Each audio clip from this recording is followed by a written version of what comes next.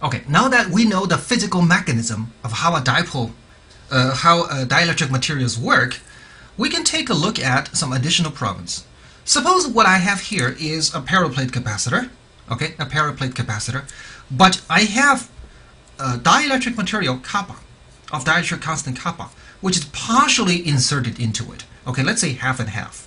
Okay, so half the air gap is replaced by a dielectric material kappa, the other half is just air or vacuum. Okay, very little difference. What is the equivalent resistance, capacitance of this setup?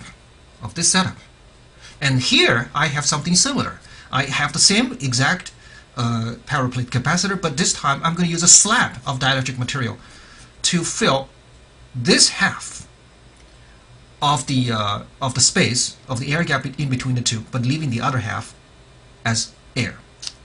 So what is C equivalent here? What is C equivalent there? How does one figure that out? Okay, now there are a couple of things we can do. First of all, let's imagine what happens. Okay, let's say these two plates are we charge them up. Okay, we charge them up.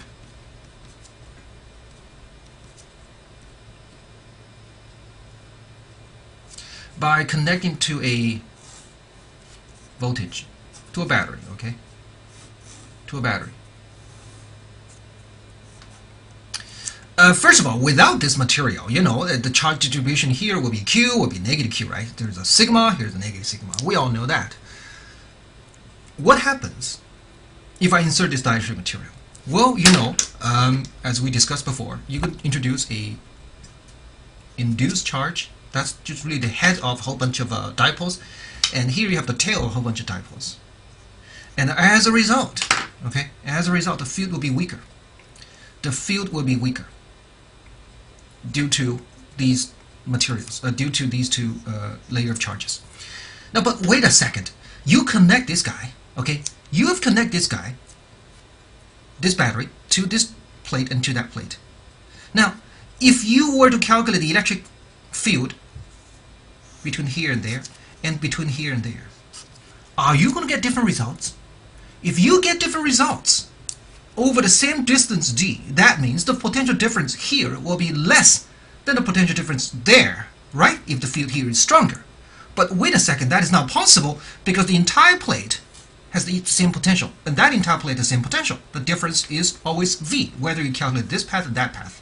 So, because of the fact that we connect to the same battery, even after insert this slab of dielectric material, I still want to make sure the electric field here and there are equal to each other.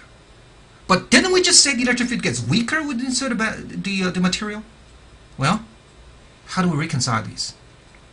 Well, on the one hand, the field does get weaker because of introduction of these two layers. On the other hand, I don't want it to get any weaker because I want to preserve the same potential difference. So, as a result, I have to increase, okay? I have to increase the charges on this part of the plate and that part of the plate, so that the original field is even stronger than before, so that the total field, which is this forward field plus that backward field, remains the same as that case.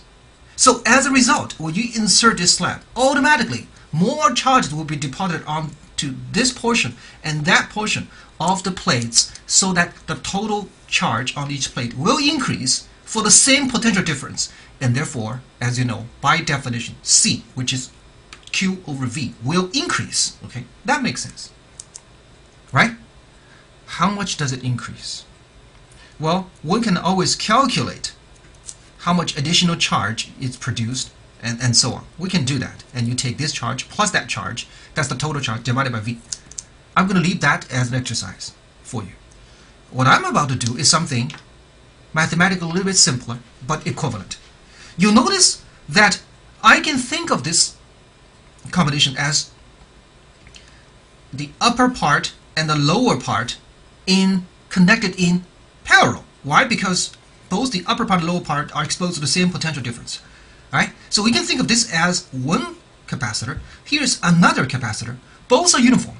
Okay? Except this guy has a kappa, this guy has nothing in it.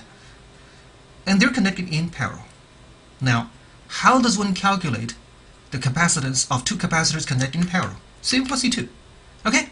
So let's do that. Let's find C1. Let's find C2 and add them together. What's C1 equal to?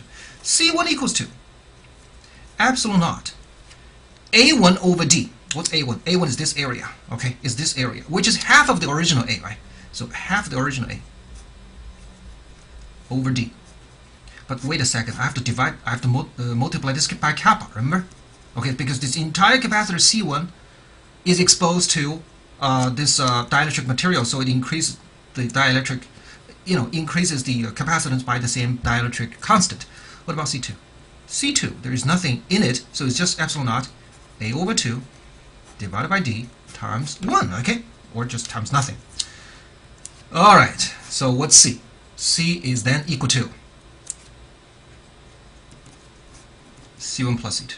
Alright? Just simple as that. C1 plus C2. And you just take some common constants out. Epsilon naught A over D. And then what do you have? You have kappa over 2. Actually, there's a 2 here, so it's kappa plus 1. That's what it is. Okay, epsilon A over 2D and then kappa plus 1. Now, in the special case when kappa equals 1, you insert basically just air, insert nothing, okay? You should get back to the same original result, which is epsilon naught A over D, right? Is that true? Well, when kappa equals 1, kappa plus 1 equals 2. 2 and 2 cancel, you get epsilon naught A over D. That's perfect. Okay.